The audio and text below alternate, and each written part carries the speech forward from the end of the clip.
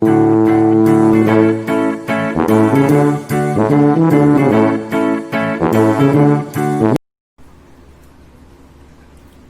Everyone. बच्चों, आज से हम हमारी मैथ्स क्लासेस स्टार्ट कर रहे हैं और मैट्रिक्स टॉपिक से हम स्टार्ट करेंगे, जो कि आपका चैप्टर नंबर 3 है। हमारी क्लासेस रेगुलर रहेंगी, हमारे पास बहुत सारा समय है, तो हम everything head to toe cover करेंगे, ताकि आप ना केवल क्लास 12th बल्कि आने वाले किसी भी कॉम्पिटिटिव एग्जाम्स में कंफर्टेबल फील करें। मैट्रिक्स एक सिंपल सा टॉपिक है, कुछ बच्चों ने हो सकता है कवर कर लिया हो, पर बहुत से स्टूडेंट्स ने अभी इसको स्टार्ट नहीं किया है। तो हम बिल्कुल बेसिक से स्टार्ट करेंगे और एक लेवल तक लेके चलेंगे, ठीक है। सबसे पहले तो जो मैट्रिक्स है, इसकी थ्योरी किसने दी थी, तो हमें कुछ पॉइंट्स एक्स्ट्रा याद रखने चाहिए। तो स्टूडेंट्स, इसकी जो थ्योरी है, ये थ्योरी मैथमेटिशियन आर्थर केले ने दी थी इन 1850s। और ये जो है एक ब्रिटिश मैथमेटिशियन थे। इन्होंने मैट्रिक्स का use system of linear equation, ये आपने पढ़ा है, a1x b1y equal to c1, a2x plus b2y equal to c2। ये 2 वेरिएबल्स वाली लीनियर इक्वेशन आपने सॉल्व की है, अलग अलग मेथड से की है। पर अगर नंबर ऑफ वेरिएबल्स इसमें और इंक्रीज हो जाएं, तो उनको बहुत ही सिंपल तरीकों से हम सॉल्व करते हैं with the use of matrix. इसका सबसे पहले यूज सर आर्थर केले ने किया था। हम ज्यादा थ्योरी में ना जाके, ठीक है, कम टू द पॉइंट। सबसे पहले आप जब मैट्रिक्स की डेफिनीशन पे जाएंगे, तो आप देखेंगे कि डेफिनीशन में क्या कहा गया है, N ordered rectangular array of numbers और फंक्शंस। यहां जो नंबर्स हैं, ये रियल हो सकते हैं या कॉम्प्लेक्स हो सकते हैं, ओके। और ऑर्डर्ड का मतलब ये हुआ कि इसके हर एक एलिमेंट की जो पोजीशन होगी वो फिक्स्ड होगी, उसका एक अपना एड्रेस होगा। और एरे का मतलब हो गया अरेंजमेंट। तो नंबर और फंक्शन का रेक्टेंगुलर फॉर्म में ऑर्डर्ड अरेंजमेंट। ऑर्डर्ड में क्या हो रहा है कि हम एलिमेंट्स को रो और कॉलम में अरेंज करेंगे। ऐसे अरेंजमेंट को हम मैट्रिक्स बोलते हैं। और इस मैट्रिक्स को रिप्रेजेंट करने के लिए 3 सिंबल्स दिए गए हैं, स्क्वायर ब्रैकेट, पैरेंथेसिस और डबल वर्टिकल लाइंस। इसको मैथमेटिक्स में नॉर्म साइन भी बोलते हैं। कौन सा साइन बोलते हैं? नॉर्म, ठीक है। आपके एनसीईआरटी में ये सिंबल स्क्वायर ब्रैकेट वाला यूज किया गया है। बेटा, 12th मैथमेटिक्स के लिए आप लोग कोई भी रिफ्रेशर सॉल्व करें, आरडी शर्मा सॉल्व करें, एग्जाम्पलर सॉल्व करें, लेकिन एक बात याद रखिएगा कि 12th मैथ्स में आपकी गीता, कुरान, बाइबल, सब कुछ आपकी टेक्स्ट बुक है बच्चों, एनसीईआरटी। तो सबसे पहले आपको अपनी एनसीईआरटी 100% फॉलो करनी है, ओके। एंड उसके बाद आप जो भी रिफ्रेशर सॉल्व करना चाहेंगे करेंगे। अब हम देखेंगे कि इंफॉर्मेशन को रिप्रेजेंट करने के लिए मैट्रिक्स का यूज किस तरह किया जाता है। फॉर एग्जाम्पल, सपोज करें कि किसी मैच में, क्रिकेट मैच की बात कर रहा हूं, ठीक है ना, रोहित शर्मा जो कि आपका ओपनर है, इसने 3 मैच में 28, 53 और 47 रन्स स्कोर किए हैं। तो अब इस इंफॉर्मेशन को हम मैट्रिक्स में कैसे रिप्रेजेंट करेंगे। तो मैट्रिक्स में रिप्रेजेंट करने के लिए हम यूज कर रहे हैं स्क्वायर ब्रैकेट, और ये 3 नंबर हम लिस्ट करेंगे और ब्रैकेट क्लोज कर देंगे। या तो हम रो में लिखेंगे या इसी इंफॉर्मेशन को हम कॉलम में लिख सकते हैं। कॉलम में हम लिख सकते हैं 28, 53, 47 लिख सकते हैं। जब हॉरिजेंटली लेते हैं तो ये रो कहलाती है, और वर्टिकल लेते हैं तो ये कॉलम कहलाती है। अब सपोज करें, एक और एग्जांपल इसमें और जोड़ देते हैं। सपोज करें कि अब आपके पास 2 बैट्समैन हैं, ठीक है। रोहित ने आपके 28, 53 और 47 रन्स स्कोर किए हैं, और राहुल ने आपके 17, 43 और 69 रन्स स्कोर किए हैं। तो अब इस इंफॉर्मेशन को हम अगर मैट्रिक्स में रिप्रेजेंट करेंगे तो एक रो में हमने रोहित के रन्स शो कर दिए, और सेकंड रो में, नेक्स्ट रो में हमने राहुल के रन्स इस डिनोट कर दिए। इस तरह से ये जो मैट्रिक्स बनी है ये इस इंफॉर्मेशन को रिप्रेजेंट कर रही है, ओके। जहां फर्स्ट रो रोहित के रन्स हैं और सेकंड रो राहुल के द्वारा स्कोर किए गए रन्स हैं।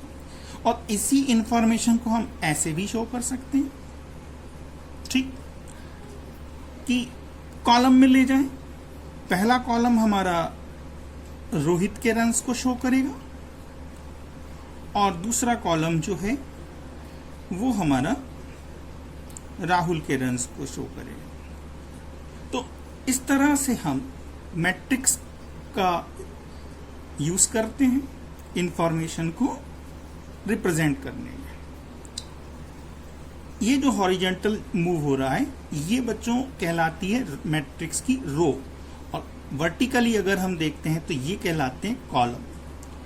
ये फर्स्ट रो है, इसको नाम दे देंगे हम R1, सेकेंड रो को हम नाम देंगे R2। इसी तरह वर्टिकली अगर हम देखें तो ये कॉलम्स जो हैं ये है फर्स्ट कॉलम, ये आपका सेकेंड कॉलम, और ये आपका थर्ड कॉलम हो गया, ठीक है। अब इसमें अगर हम देखें तो 2 रो और 3 कॉलम है। अब एक बहुत बड़ा वर्ड आने वाला है, that is called order of matrix. इसमें 2 रो हैं और 3 क्या है, कॉलम है, ओके। तो इस मैट्रिक्स की ऑर्डर जो है वो 2/3 या 2x3 है। इसी तरह इस मैट्रिक्स की अगर मैं ऑर्डर शो करूं तो इसमें रो कितनी हो गई, 3 रोज हो गई, और कॉलम कितने हो गए, 2 कॉलम्स हो गए। तो इस तरह इस मैट्रिक्स का ऑर्डर क्या हो गया, 3/2 हो गया।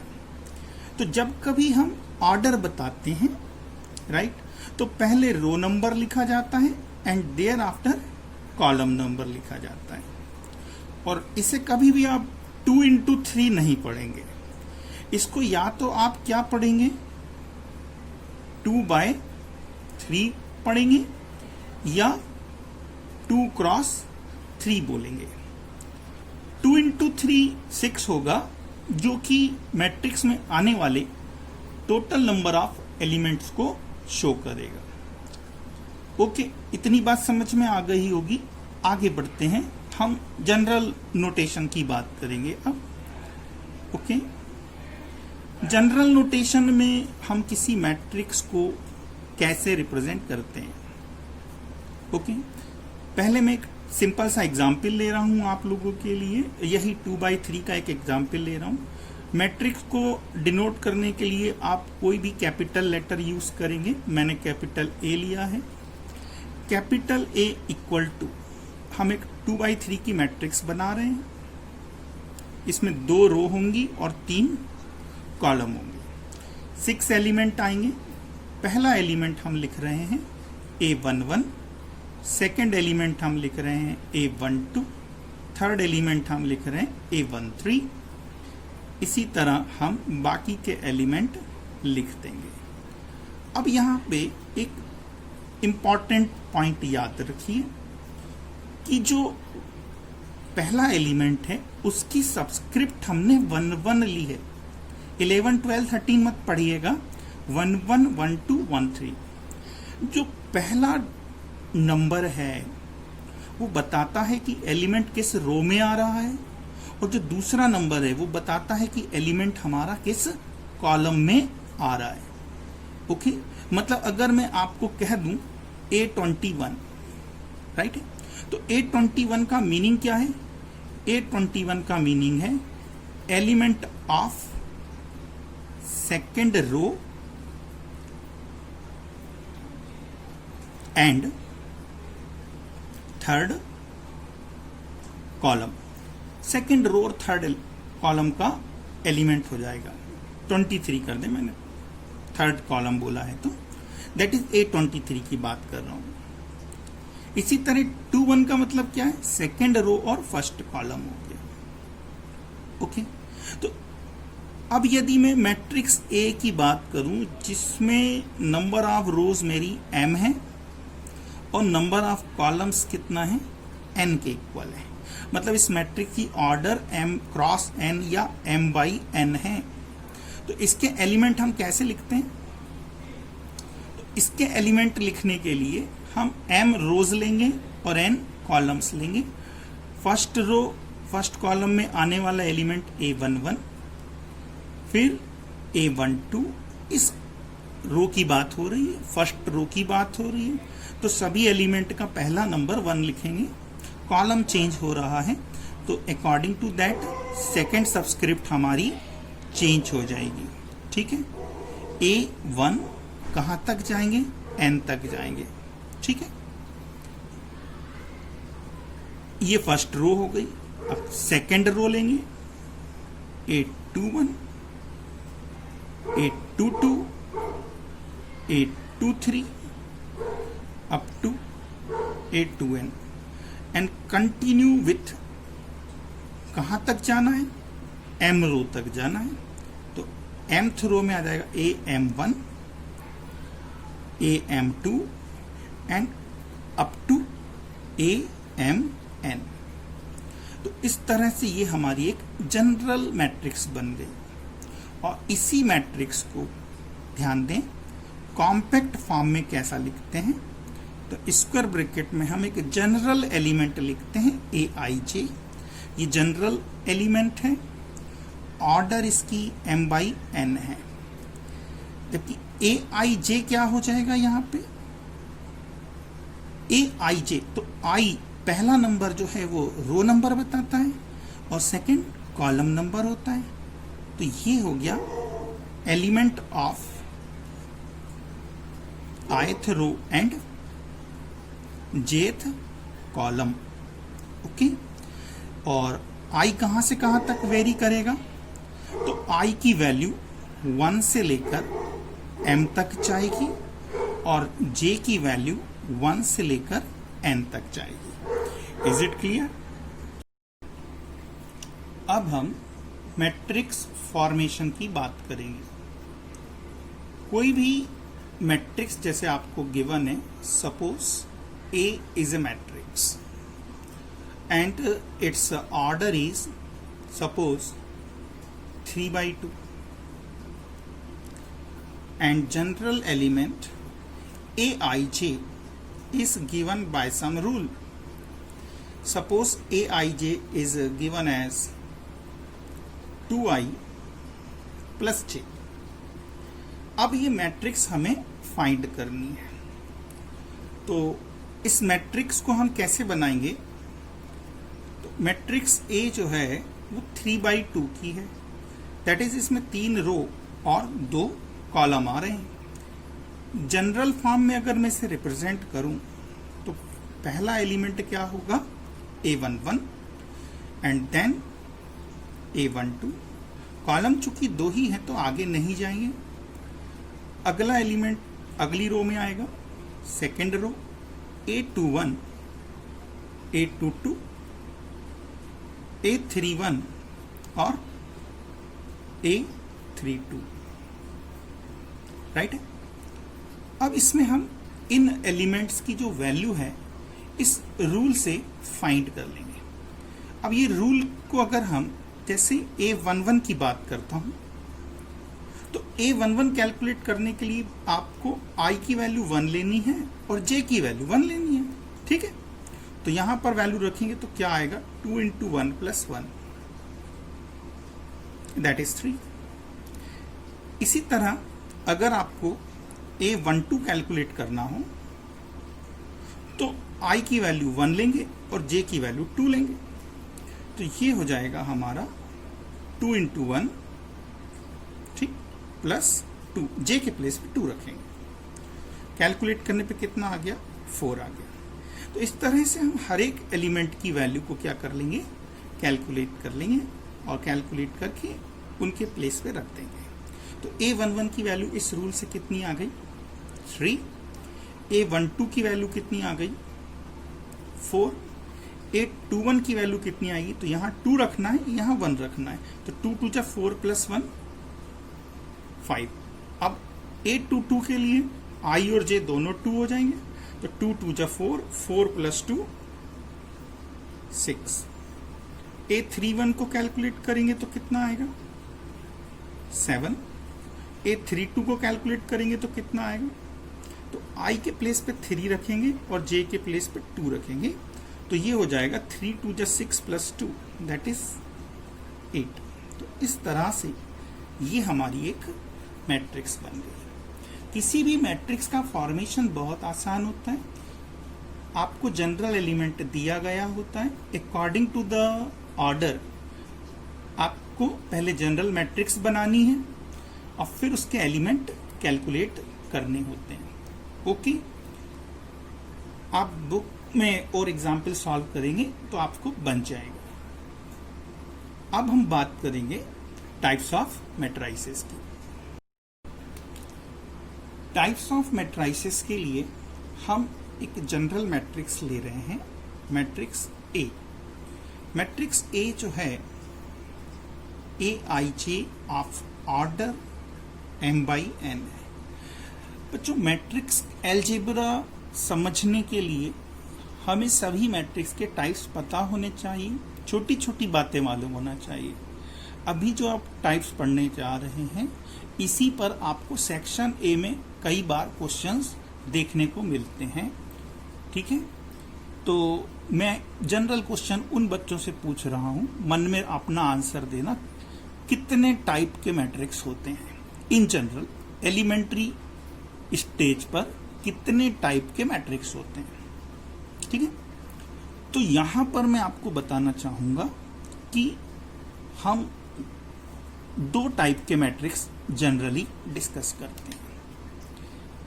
एक मैट्रिक्स वो होता है जिसमें नंबर ऑफ रो और नंबर ऑफ कॉलम इक्वल नहीं होते हैं, और एक वो होता है जिसमें नंबर ऑफ रो और नंबर ऑफ कॉलम कैसे होते हैं?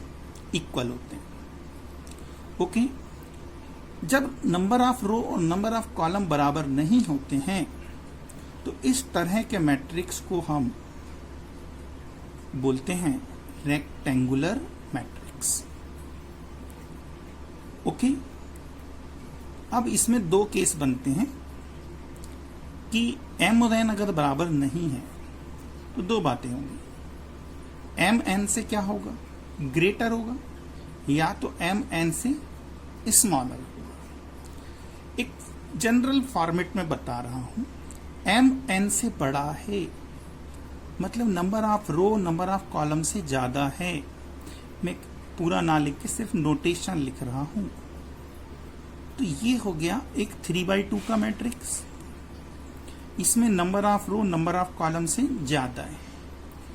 और एक हो गया m लेस देन n, मतलब m की वैल्यू n से स्मॉलर है। एक एग्जाम्पल लिख रहा हूं मैं, डैश की जगह कोई भी नंबर या फंक्शन आ सकते हैं। इसका ऑर्डर क्या होगा? इसमें 2 रोज हैं और 3 कॉलम्स हैं, तो इसका ऑर्डर हो जाएगा 2/3 हो जाएगा। तो हमने देखा कि रेक्टेंगुलर मैट्रिक्स जो है वो 2 तरह के होते हैं। इसको बोलेंगे हम हॉरिजॉन्टल मैट्रिक्स, इसको बोलेंगे वर्टिकल मैट्रिक्स। सही बोल रहा हूं? नहीं ना? मैं नहीं भी बताऊं तो आप जानते हैं कि सर उल्टा बोल रहे हैं, ये वर्टिकल होना चाहिए, ये हॉरिजॉन्टल होना चाहिए। तो बिल्कुल सही। रेक्टेंगुलर मैट्रिक्स में 2 क्लासिफिकेशन होते हैं। इस वाले मैट्रिक्स को हम क्या बोलेंगे? हॉरिजॉन्टल। ओके, सॉरी, इसको हम क्या बोलेंगे? देखो मैंने वही लिख दिया। इसको बोलेंगे वर्टिकल, और इस टाइप को क्या बोलेंगे? हॉरिजॉन्टल। ये बहुत आसान है, पर कंडीशन क्या है? वर्टिकल में m n से बड़ा है, नंबर ऑफ रो कॉलम से ज्यादा है। हॉरिजॉन्टल में नंबर ऑफ रो कैसी है? कम है, और नंबर ऑफ कॉलम ज्यादा है। और यदि m और n बराबर होते हैं, एक कोई भी फॉर्मेट लेके देखें, जैसे मैंने 2 रो और 2 कॉलम ले लिया, एक 2/2 का मैट्रिक्स बना लिया, ठीक है। तो इस तरह के मैट्रिक्स को हम क्या कहते हैं? Square matrices. और ये बहुत इंपॉर्टेंट है, इस पे हमें बहुत सारी प्रॉब्लम सॉल्व करनी है। अब आगे बढ़ूंगा, तो जो वर्टिकल मैट्रिक्स होते हैं, इसका एक स्पेशल टाइप होता है जिसको हम बोलते हैं column matrix. Okay, column matrix जैसे अगर मैं एक एग्जाम्पल लेता हूं, तो मैंने एक कॉलम बनाते, नाम से क्लियर है, जिसमें एक ही कॉलम होगा उसे हम कॉलम मैट्रिक्स बोलेंगे। मैं इसका ऑर्डर पूछूंगा तो आप बोलेंगे सर 3/1। तो हम क्या देखते हैं कि किसी भी कॉलम मैट्रिक्स में नंबर ऑफ कॉलम्स हमेशा कितने होंगे? 1 के इक्वल होंगे। n की वैल्यू नेसेसरली 1 होगी, ठीक है। ऐसे मैट्रिक्स को हम बोलते हैं कॉलम मैट्रिक्स, और जिसमें मल्टीपल रो होती हैं पर कॉलम एक होता है। इसी तरह हॉरिजॉन्टल मैट्रिक्स का एक स्पेशल टाइप होता है जिसे हम कहते हैं रो मैट्रिक्स। ओके, मतलब इसमें हमारी केवल एक ही रो होगी। जैसे मैंने यहां पे लिख दिए 2, 3, 5 प्राइम नंबर्स लिख दिए। इसका ऑर्डर क्या होगा? 1/3 होगा। इसमें मल्टीपल कॉलम्स होते हैं, और रो कितनी होती है? ओनली 1 की इक्वल होती है। तो यदि रो केवल एक है और मल्टीपल कॉलम्स हैं, तो इस स्ट्रक्चर से जो मैट्रिक्स बनेगी, इस मैट्रिक्स को हम क्या बोलेंगे? रो मैट्रिक्स बोलेंगे। Is it clear? अब इसमें हम बात करेंगे जब m और n बराबर होते हैं, इसको हम बोलते हैं स्क्वायर मैट्रिक्स। किसी भी स्क्वायर मैट्रिक्स में, जैसे अगर हम एक 3/3 का एक स्क्वायर मैट्रिक्स बना रहे हैं, ठीक है।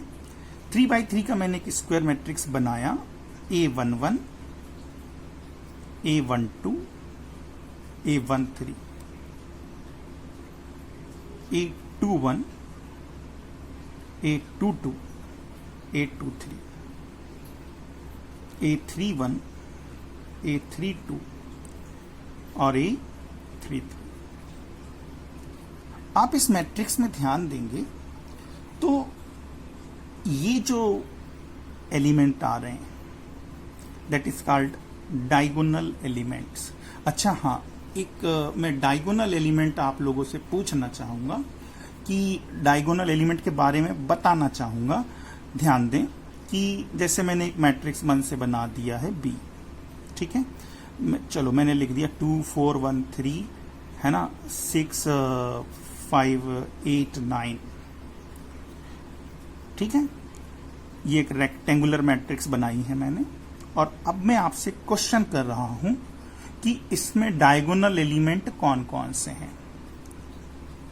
आप मन में सोच लीजिए, मैं आपको कुछ सेकंड्स दे रहा हूं, ठीक है। मैंने आपको 10 सेकंड्स दिए सोचने के लिए कि इस मैट्रिक्स में डायगोनल एलिमेंट कौन कौन से हैं, ठीक है। तो मैं आपको बताऊंगा कि इसमें डायगोनल एलिमेंट 2 और 5 हैं। अब ये कैसे हो गए? तो ध्यान दें कि डायगोनल एलिमेंट की डेफिनेशन क्या है। कोई भी एलिमेंट aij, ये हमारा डायगोनल एलिमेंट कब कहलाता है? ये एलिमेंट हमारा डायगोनल एलिमेंट कहलाता है यदि i और j दोनों बराबर हों। तो किसी भी मैट्रिक्स में ऐसे एलिमेंट जिसके लिए i और j दोनों बराबर होते हैं उसे हम डायगोनल एलिमेंट बोलते हैं। देखिए कैसे हो रहा है, बात समझिएगा, बहुत आसान है, ठीक है। सभी मैट्रिक्स में डायगोनल एलिमेंट पाए जाते हैं। जैसे अगर यहां पर मैं आपको बताऊं तो ये 2 के लिए मैं क्या लिखूंगा? A11 लिखूंगा। 4 के लिए क्या लिखूंगा? A12 लिखूंगा। 1 के लिए क्या लिखूंगा? A13 लिखूंगा। 3 के लिए क्या लिखूंगा? A14 लिखूंगा। 6 के लिए मैं क्या लिखूंगा? A21 लिखूंगा। 5 के लिए क्या लिखोगे? A22 लिखोगे। 8 के लिए A23 और 9 के लिए A24 लिखोगे। तो आप देखिए कि ये 2 और 5 के लिए i और j कैसे हो गए? सेम हो गए। तो यदि किसी एलिमेंट की पोजीशन में i और j बराबर होते हैं तो उसे हम कौन सा एलिमेंट कहते हैं? डायगोनल एलिमेंट कहते हैं उस मैट्रिक्स का। और डायगोनल एलिमेंट सभी टाइप के मैट्रिक्स में होते हैं, चाहे वो रेक्टेंगुलर हो चाहे वो स्क्वायर हो। डायगोनल मैट्रिक्स अभी हम आगे पढ़ेंगे, वो डिफरेंट चीज होती है। तो यहां पर ये जो डायगोनल एलिमेंट हैं किसी भी स्क्वायर मैट्रिक्स में, इसके डायगोनल एलिमेंट का जो सम है वो ट्रेस कहलाता है। ओके, किसी भी मैट्रिक्स का ट्रेस क्या होता है? तो ट्रेस, ध्यान रखें, ए यहां पे कौन सा मैट्रिक्स होता है? ए हमारा डेफिनेटली क्या होगा? स्क्वायर मैट्रिक्स होगा। केवल स्क्वायर मैट्रिक्स का ही ट्रेस होता है, बाकी का नहीं होता है। तो यदि ए एक स्क्वायर मैट्रिक्स है तो उसका जो ट्रेस होता है वो डायगोनल एलिमेंट का सम होता है एंड नथिंग एल्स। सिंपल सी बात है, बस इंफॉर्मेशन होनी चाहिए। तो किसी भी मैट्रिक्स को अगर दे दिया जाए, जैसे सपोज ए लिखा हुआ है 3 4 1 0, ठीक है। तो इस मैट्रिक्स का ट्रेस क्या होगा? ट्रेस ऑफ मैट्रिक्स ए, तो ट्रेस ऑफ मैट्रिक्स ए होगा 3 + 0 दैट इज 3 हो जाएगा। छोटी सी बात है, पता होगी तो सही आंसर आप चुन लेंगे। Is it clear?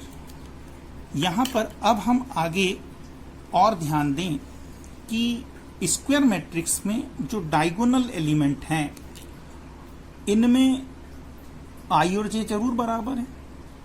और ऊपर वाले एलिमेंट में अगर देखें यहां 1 2 1 3, तो जो i की वैल्यू है वो j से छोटी है, और जो नीचे वाले एलिमेंट हैं डायगोनल के, उनके लिए i की वैल्यू j से बड़ी होती है। ओके, अब हम स्क्वायर मैट्रिक्स के स्पेशल टाइप्स की बात करेंगे। स्क्वायर मैट्रिसेस में सबसे पहले जो हम बात करने जा रहे हैं वह है डायगोनल मैट्रिक्स। अब कोई भी मैट्रिक्स हमारा डायगोनल मैट्रिक्स कब बनता है? एक एग्जाम्पल मैं आपको लिख के दे रहा हूं। जैसे मैंने एक एग्जाम्पल लिया, a = A0 0 0 B 0 और 0 0 C। इसी को हम ऐसे भी लिखते हैं, फर्स्ट 3 एलिमेंट लेंगे, 3 लेटर लेंगे, सॉरी, डायगोनल ABC। ये एक डायगोनल मैट्रिक्स का एग्जाम्पल है। वन मोर एग्जाम्पल, सपोज आपको ऐसा लिखा हुआ मिला, डायगोनल 4,5, तो नंबर ऑफ एलिमेंट्स डायगोनल में क्या आ रहे हैं, 2। इसका मतलब ये हुआ कि एक 2x2 की मैट्रिक्स बनेगी। कितने बाई कितने की मैट्रिक्स है, 2x2 की एक डायगोनल मैट्रिक्स है, जिसको हम क्या लिखेंगे, 4 0 0 5, राइट है। तो क्लियर है कि यहां पर हमने डायगोनल एलिमेंट के अलावा जो एलिमेंट आ रहे हैं वो 0 ही लिए हैं। तो किसी भी स्क्वायर मैट्रिक्स को हम डायगोनल मैट्रिक्स कब कहेंगे, जब aij की वैल्यू क्या हो, 0 हो। कब, जब i और j बराबर ना हो। That is every non diagonal element is 0। Is it clear. i और j बराबर नहीं है, तो i और j बराबर कहां होते हैं, i और j बराबर होते हैं डायगोनल एलिमेंट के लिए, ओके। और जो भी हमारे नॉन डायगोनल एलिमेंट हैं उसके ऊपर कंडीशन है कि वे सारे क्या होंगे, 0 के बराबर होंगे, ठीक है। ऐसे मैट्रिक्स को हम क्या बोलते हैं, डायगोनल मैट्रिक्स। सेकंड हम लेंगे स्केलर मैट्रिक्स। बच्चों ये सभी बेसिक टाइप्स आपको पता होना जरूरी है। अब स्केलर मैट्रिक्स का एक एग्जाम्पल दे रहा हूं। सपोज मैंने लिखा B, मैंने इसको लिखा 2 0 0 0 2 0 और 0 0 2। हम इसको ऐसा भी लिख सकते हैं, डायगोनल 2 2 2, ठीक है। इसमें हमने क्या देखा कि ये है तो डायगोनल मैट्रिक्स ही, पर इसमें डायगोनल में आने वाले सारे एलिमेंट कैसे हैं, सेम हैं। दैट इज aij की वैल्यू क्या होगी, तो aij की वैल्यू कोई स्केलर होगा या 0 होगा। नेसेसरली 0 कब होगा, जब i और j बराबर नहीं है, ठीक है। और लैम्डा कब होगा, जब i और j बराबर हो जाए। Is it clear. हम लैम्डा की कोई पर्टिकुलर वैल्यू ले सकते हैं। ऐसे मैट्रिक्स को हम क्या बोलते हैं, स्केलर मैट्रिक्स बोलते हैं। तो यहां पे क्लियर है कि every scalar matrix is a diagonal matrix, but all diagonal matrix are not scalar matrix. सभी डायगोनल मैट्रिक्स स्केलर होते हैं, पर सभी स्केलर मैट्रिक्स हमारे डायगोनल मैट्रिक्स नहीं होते हैं, ठीक है। तीसरा टाइप जो हम यहां पे लेंगे, तीसरा टाइप हम बात करेंगे आइडेंटिटी मैट्रिक्स की, ओके।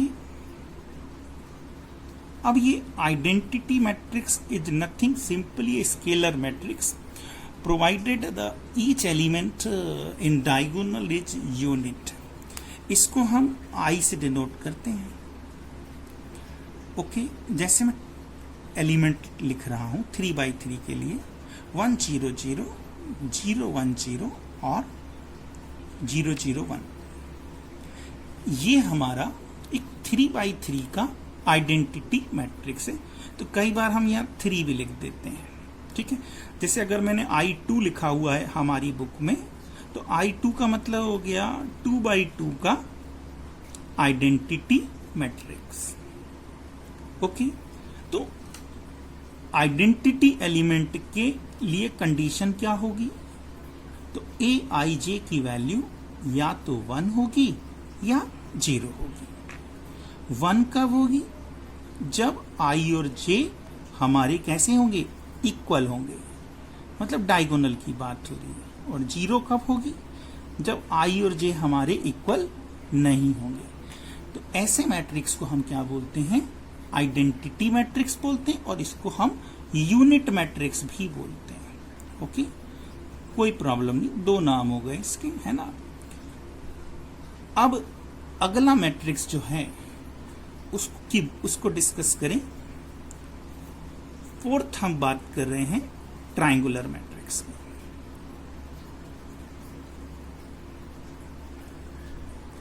ट्रायंगुलर मैट्रिक्स में हम दो तरह के मैट्रिक्स देखेंगे। मैं एक एग्जाम्पल दे रहा हूं। जैसे कि हम इस मैट्रिक्स को देखें, हमने लिखा 3 0 0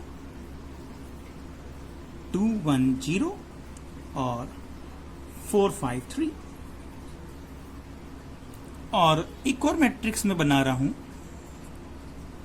मैंने यहां लिखा 4 5 6 0 8 5 0 0 3। ये दोनों ही ट्रायंगुलर मैट्रिक्स के एग्जाम्पल हैं। अब अगर आप ध्यान दें तो यहां पर हमने देखा कि ये जो एलिमेंट हैं ये एक ट्रायंगल बना रहे हैं, बाकी सारे जीरो हैं। और यहां पर ये सारे एलिमेंट भी एक ट्रायंगल कंस्ट्रक्ट कर रहे हैं, इसलिए तो इनको नाम दिया ट्रायंगुलर मैट्रिक्स। अब लेकिन यहां पर ट्रायंगल नीचे बन रहा है, इसलिए इसको हम बोलेंगे लोअर ट्रायंगुलर मैट्रिक्स। तो इसको क्या बोलेंगे? बिल्कुल सही सोचा आपने, अपर ट्रायंगुलर मैट्रिक्स। ठीक है। अब कंडीशन क्या होनी चाहिए? तो हम देखते हैं कि डायगोनल के ऊपर के जो एलिमेंट हैं बच्चों, वे जीरो हैं। तो हम यहां पे कंडीशन क्या देंगे कि ए आई जे की वैल्यू जीरो है। कब? जब एलिमेंट डायगोनल के ऊपर है। जैसे अगर मैं आपसे पूछूं इस एलिमेंट के लिए क्या लिखते हैं, इसकी लोकेशन क्या होती है, तो आप बोलोगे A13, है ना।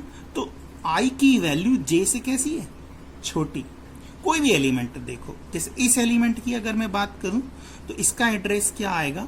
Element of second row third column. तो आई की वैल्यू जे से हमेशा छोटी हो रही है, तो ए आई जे जीरो होगा जब आई जे से स्मॉलर हो। और अपर ट्रायंगुलर मैट्रिक्स में डायगोनल के नीचे जीरो बन रहे हैं, नेसेसरली डायगोनल के नीचे जीरो बन रहे हैं। ऊपर का एलिमेंट जीरो हो भी सकता है और नहीं भी। तो यहां पर हम कहते हैं A I J is zero whenever I is greater than J. Greater than J क्यों बने? कोई भी एलिमेंट आप यहां से पिक करें और उसके एड्रेस की बात करें। ये कौन सा एलिमेंट है? Second row first column. तो हमेशा आई की वैल्यू जे से बड़ी मिलने वाली है। ठीक है, बहुत आसान टाइप्स थे ये, राइट है। नेक्स्ट हम बात करेंगे नल मैट्रिक्स की। ओके, ये नल मैट्रिक्स या जीरो मैट्रिक्स क्या होता है?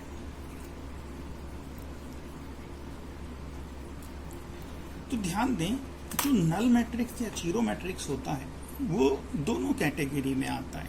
रेक्टेंगुलर में भी होता है और स्क्वायर में भी होता है। ओके, इसको हम जीरो से ही डिनोट करेंगे या ओ बोल सकते हैं आप। इसके सभी एलिमेंट क्या होते हैं? जीरो होते हैं। जैसे ये 2/3 का हो गया।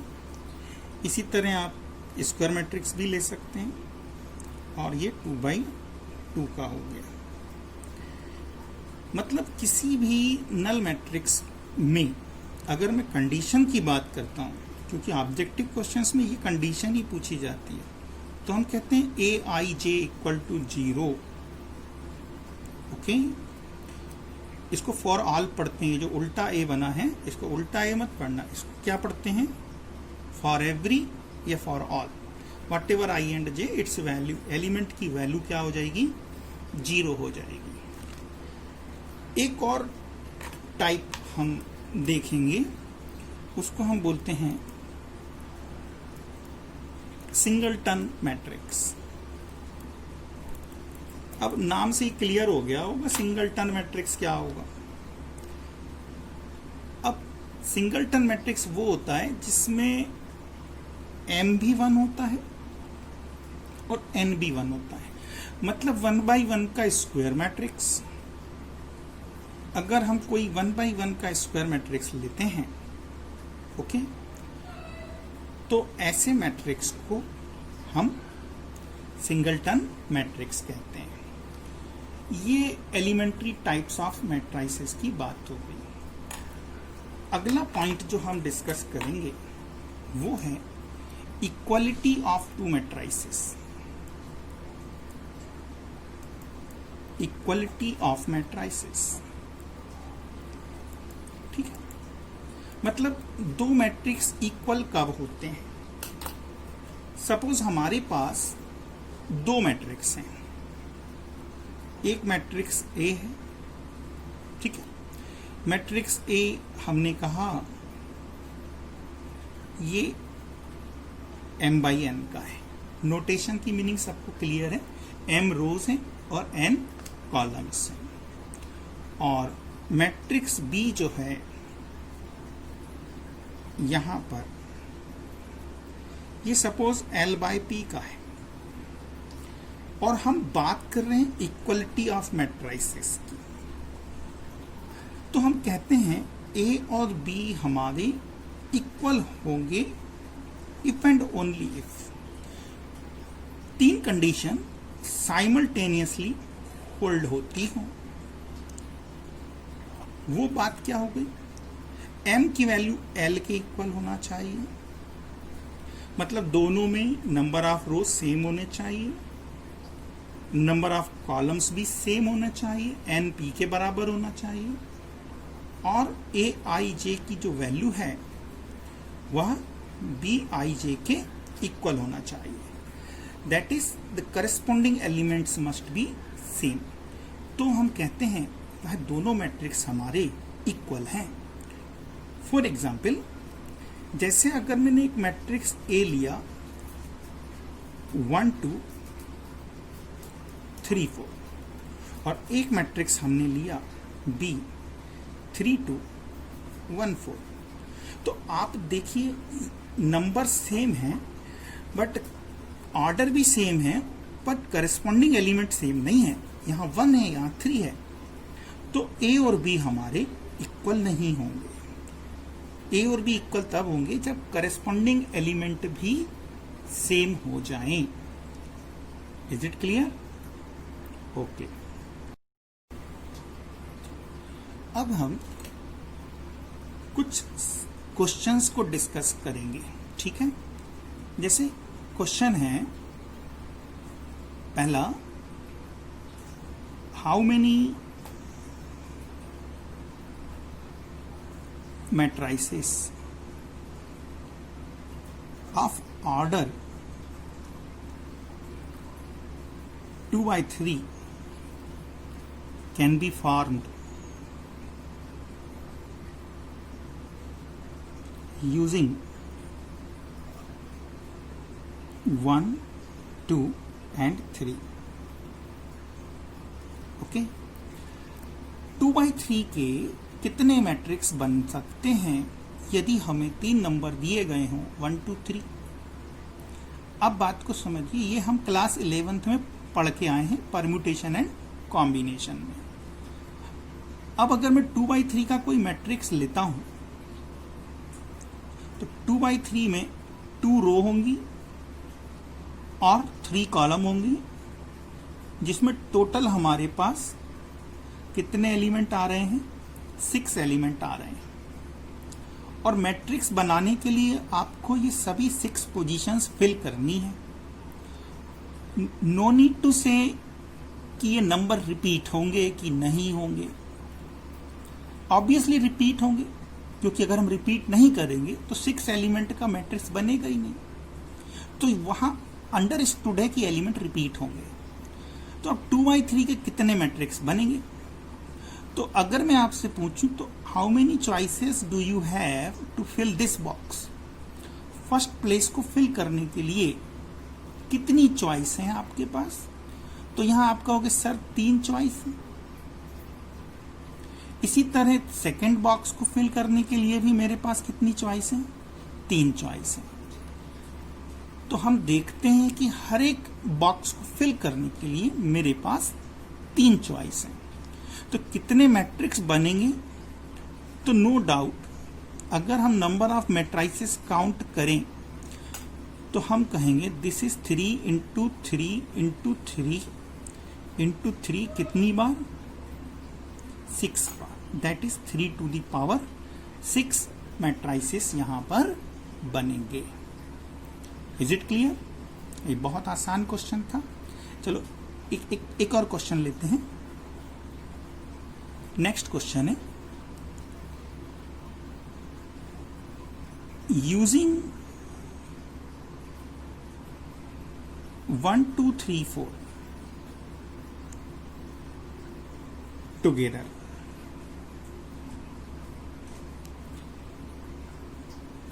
how many matrices can be formed?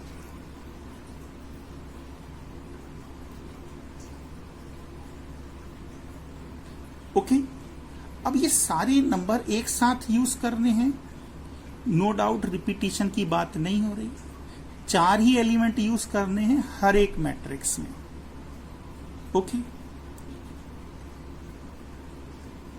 मैं यहां ऑर्डर भी दे रहा हूं ऑफ ऑर्डर 2 by 2।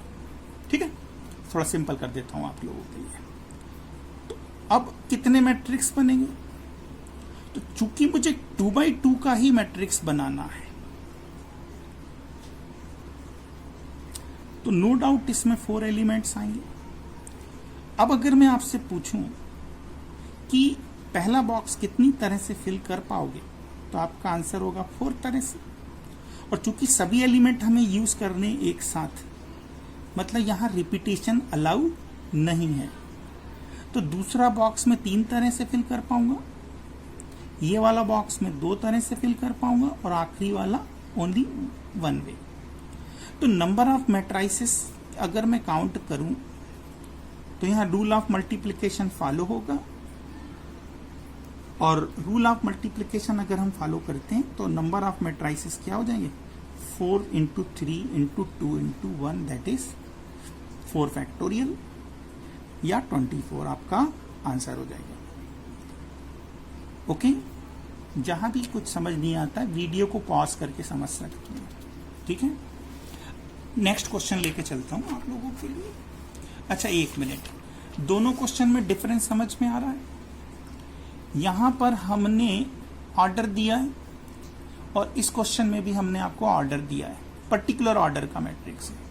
पहले वाले में एलिमेंट रिपीट हो रहे हैं और दूसरे वाले में एलिमेंट रिपीट नहीं हो रहे हैं।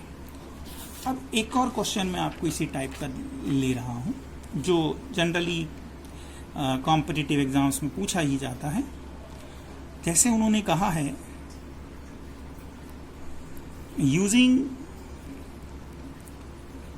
1 2 3 4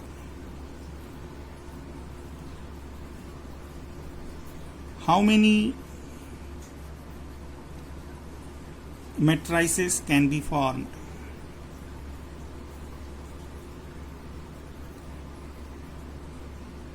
If all elements are used at a time, are used at a time। Question को समझिएगा। पहली बात तो इस क्वेश्चन में ऑर्डर स्पेसिफाई नहीं है। ओके और सारे एलिमेंट एक साथ यूज करने हैं, मतलब रिपीटिशन इज नॉट अलाउड। तो हमें ऐसे कितने मैट्रिक्स बनेंगे जिसमें 4 एलिमेंट आएंगे? थोड़ा सोचिएगा, है ना। तो यहां पर अगर मैं पॉसिबल ऑर्डर सोचूं तो एक बनेगा बच्चों 2 by 2 का, एक बनेगा 1 by 4 का और एक बनेगा 4 by 1 का। Is it clear? 2 by 2, 1 by 4, 1 row 4 column like this. इसमें 4 एलिमेंट हैं, इसमें भी हमारे बच्चों 4 एलिमेंट हैं और यहां भी हमारे 4 एलिमेंट आ गए। तो हमने देखा कि 3 ऑर्डर पॉसिबल है। और अभी जिस पिछले एग्जाम्पल में मैंने बताया, तो 2/2 के कितने मैट्रिक्स बनेंगे, तो आपका आंसर होगा 4 फैक्टोरियल। हर एक बॉक्स को अभी फिल किया था हमने, एलिमेंट रिपीट नहीं होंगे। इसी तरह 1/4 के भी कितने बनेंगे, 4 फैक्टोरियल, और 4/1 के भी कितने बनेंगे, 4 फैक्टोरियल। क्योंकि पहला वाला बॉक्स हम 4 तरह से फिल करेंगे, दूसरा 3, 2, 1 मल्टीप्लाई करेंगे, 4 फैक्टोरियल आएगा। तो टोटल नंबर ऑफ मैट्रिसेस कितने हो गए, टोटल नंबर ऑफ मैट्रिसेस, तो 3 तो इसमें ऑर्डर हो गए, और हर एक ऑर्डर की करस्पॉन्डिंग कितने मैट्रिक्स हैं, फैक्टोरियल 4 मैट्रिक्स हैं। तो आपका आंसर हो जाएगा 3 × 24, that is 72 matrices can be formed easily. Is it clear? इस तरह के छोटे छोटे क्वेश्चंस हमारे बनते हैं, जो कि टाइप्स पर डिपेंड करता है। ओके, चलिए फटाफट एक क्वेश्चन हम और डिस्कस कर लेते हैं। जैसे एक सिंपल सा क्वेश्चन है, how many orders of A matrix can have if number of elements in matrix is given 16। मतलब एक मैट्रिक्स है जिसमें 16 एलिमेंट अगर आते हैं, उसके कितने ऑर्डर पॉसिबल हैं। तो आपको कुछ नहीं करना है, सिंपली ये जो 16 है बेटा, इसके सभी फैक्टर्स कंसीडर करने हैं। जैसे हमने लिया 1/16, फिर 16 को मैंने यहाँ पे 2 से डिवाइड किया, 2/8, राइट, 4/4, और फिर 8/2 और 16/1। तो इस तरह से हम देखते हैं कि हमारे पास 5 ऑर्डर्स पॉसिबल हैं। इस क्वेश्चन का सिंपल सा आंसर है 5। ओके, तो इस तरह के सिंपल क्वेश्चन आपको फर्स्ट एक्सरसाइज में मिलेंगे। और आज हमने जो डिस्कस किया है एलिमेंट्री बातें, इस पर सारे क्वेश्चन आपको फर्स्ट एक्सरसाइज पर हैं। आप कीजिएगा, और जो भी डाउट्स हों आप मुझे व्हाट्सएप भी कर सकते हैं, आप मुझे कॉल भी कर सकते हैं, और चाहें तो अगर मुझसे मीटिंग करना हो तो आप अपनी जूम आईडी मुझे सेंड करेंगे, तो आप मेरे साथ मीटिंग भी कर सकते हैं। ये जो वीडियो मैं आपके साथ शेयर करूंगा, ये एक प्राइवेट वीडियो होगा, जो कि एक तकरीबन 4 से 5 घंटे के लिए एक्टिव रहेगा। इसमें आप जितनी बार देखना चाहें इस वीडियो को देख सकते हैं। उसके बाद मैं इसे डीएक्टिवेट कर दूंगा, और अगर आपको दोबारा ये वीडियो देखना हो तो आप अगर मुझे इन्फॉर्म करेंगे तो मैं आपकी मेल आईडी पर इसकी लिंक दोबारा इनेबल कर दूंगा, एक्टिव कर दूंगा, आप देख सकते हैं। ओके बेटा, आपको जो भी असाइनमेंट देना होगा मैं गूगल क्लासरूम पे दूंगा, उसको आप ज्वाइन कर लें। ठीक है, थैंक यू।